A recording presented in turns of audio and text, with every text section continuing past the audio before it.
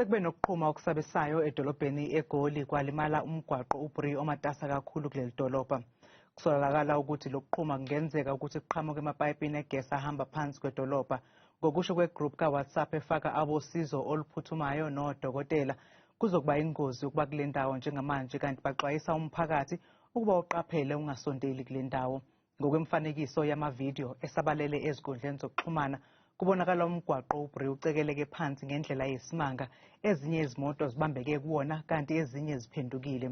Lokhu-ke kufake enkulu ingebhe ebantwini abebekule ndawo ngesikhathi sesigameko, kanti kubonakala nabanye belimele. Okhulumela amaphoyisa omkhandlu waseGoli uXolani Fihla unxuse abantu ukuthi bagweme umgwaqo U-Bree.